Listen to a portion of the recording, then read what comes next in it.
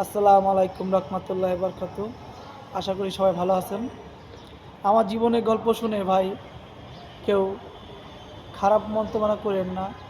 অনেকে আছেন দেখা যায় আমার আত্মীয়স্বজন যারা আমাকে সাথে সম্পর্ক আছেন, যাদের অধীনে আমি মানুষ হয়েছি, তারা হয়তো বা খারাপ লাগতে পারে এই বিষয়গুলো শুন না। অনেকে আছে এবং আবার আমাকে এই মোবাইলে ফোন দিয়া হুমকি দুমকি দিবে, মারতে চাইবে, ক্ষমতা জোর দেখাবে আমার আপনজনরাই। আমি কাউকে ইচ্ছা করে মেহেন করি নাই, কার কার ব্যাপারে আমি খারাপ কিছু বলতে চাই না। আমার জীবনের ইতিহাস আমি বলতে চাই এই কারণে যে আমি এই যে অসুখে পড়ছি, আমার কিডনি দুইটা সমস্যা, আমি অনেক কষ্ট করে চলতেছি। জানি না দুইটা সমস্যা নাকি একটা সমস্যা, আমি বহুত কষ্ট করে ভুগতেছি আর কষ্টের ভিতরে আছি।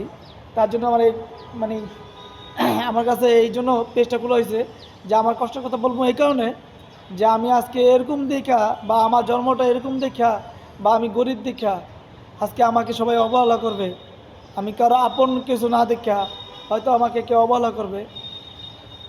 আপন পর দেখি অনেক মানুষের আপন মারপেটে ভাই, মারপেটে ভাইয়ের খবর লয় না, মারপেটে বোন মারপেটে বোনের খবর লয় না, মা বাবার খবর লয় না, বাবায় পুতের খবর লয় না।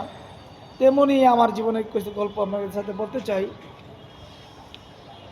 আমার জন্ম হয়েছে 1987 সালে 20 অক্টোবর। এটা আমি অনুমানে বলতেছি, আর পাড়াপড়শির কাছে কিছুটা শুনছি। আমি অশ্বশী বন্যার আগে একদিন আগে হয়েছি। মোবাইলটা পড়ে গেছে ভাই এই জায়গার থেকে, বাইক গলা যে মোবাইলটা ভাঙে নেই। দুঃখের ভিতরে আর দুঃখ আসে নাই, আল্লাহ যা করে ভালো লেগে করে। তাই মানুষের কাছে শুনছি, তাই ওই ধরনের বললাম। আমি অশ্বশী বন্যার সময় হাঁপুড় দিতাম, সামনে আগানোর জন্য চেষ্টা করতাম। এলাকা পাড়াপড়শি মানুষ বলছে কেমন পাড়াপড়শি বা দুই জায়গার পাড়াপড়শি। একটা হইলো আমাকে যে জন্ম দিছে তার নাম হইল মরিয়ম বেগম, তার বাড়ি জামালপুর কামালচর। আর কোথায় বাকিটা এটা আমি বলতে পারি না, কারণ আমার মার মাথায় একটু সমস্যা, জিনিও নিয়ে হাফ মেন্টাল। তার মাথায় পাগলের মতন সে, মানে এই দেখবেন সুস্থ, আপনি দেখলে মনে হয় যে পুরো সুস্থ, কিন্তু সে অসুস্থ, মানসিকভাবে ভারসাম্যহীনভাবে স্মৃতিহারা। এটা কে করছে না করছে জানি না, আমার ধারণা আমি পরে বলবো অনেক বুঝে। তাই উনি এরকম তার জামাই নাই, মারাপিসি কয়, আমার অনেক মানুষে কয় যে তোর যে জন্ম দিতে এই ঝগড়া লাগলে শুনতাম ছোটোবেলা যে আমি জারত আমার মা বিভিন্ন মানুষের সাথে খারাপ কিছু করে আমাদেরকে হওয়াইছে, এরকম কয়েকজনরে হওয়াইছে, কয়েক জায়গায় পাল্টে দিছে আমাদের কয়েক ভাই বোনরে।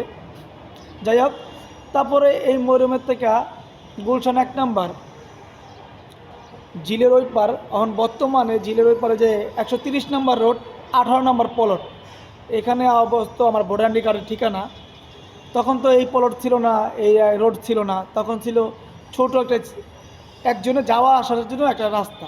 তারপরে এই ঝিলের কোনারে মাটি হালাইয়া এই পাম্পের এই সাইড দিয়া জায়গাটা ভরলো। তাই এখানে বিশাল একটা 6 তলা অ্যাপার্টমেন্ট তৈরি হইলো। এখানে মৌসুমিও একটা প্লট কিনছে, এই ফ্ল্যাট কিনছে। বিভিন্ন মানুষের এই প্লট কেনার পরে আমাদের এই বস্তিটা ভেঙে দিল। এখানে বস্তির মতন আগে জায়গা ছিল।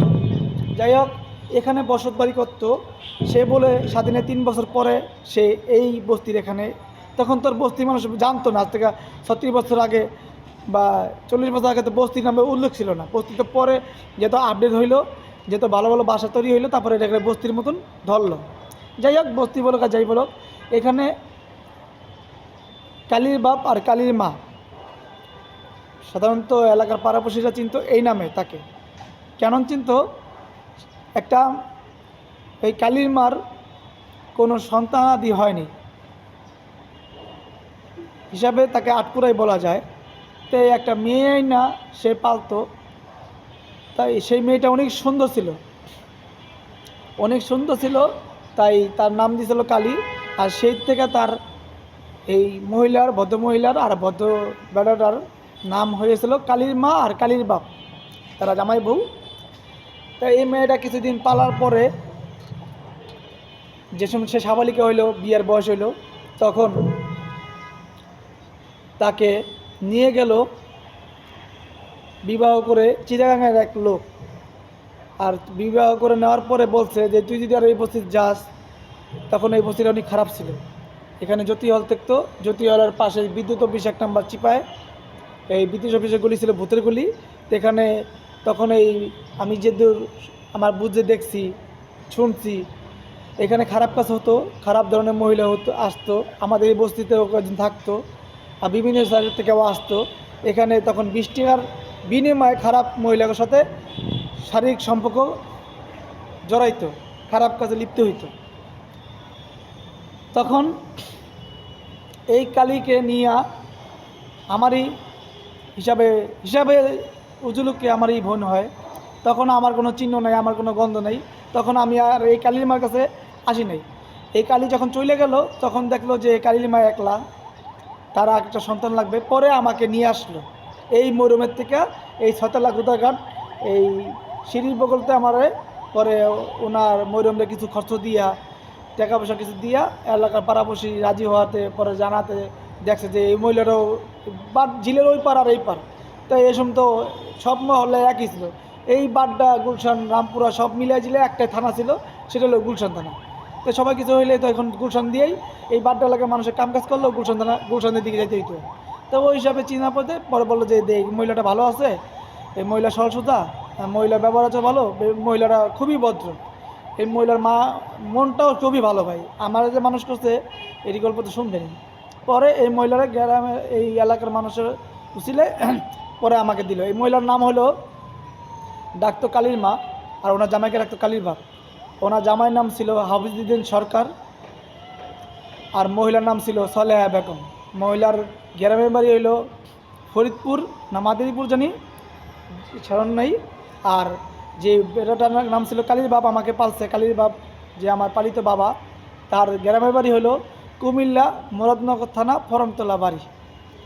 বাকি গল্পটা আপনাদের পরে ভিডিও করবো, কেন এই ভিডিও বেশি লং হয়ে গেলে আপনারা আর দেখবেন না। তাই আপনারা লাইক করেন বা কমেন্ট করেন না করেন জানি না, আর কেউ খারাপ মনে করলে করতে পারেন, হয়তো আমি ছোটো হয়ে যাবো। যেটা সত্যি আপনাকে বলার জন্য আমার মনের ভিতরে ছটফট করে, আমি হয়তো বা বেশি দিন বাঁচবো না, তাই আমার এই গল্পগুলো বলা। ভালো থাকবেন, আল্লাহ হাফিজ।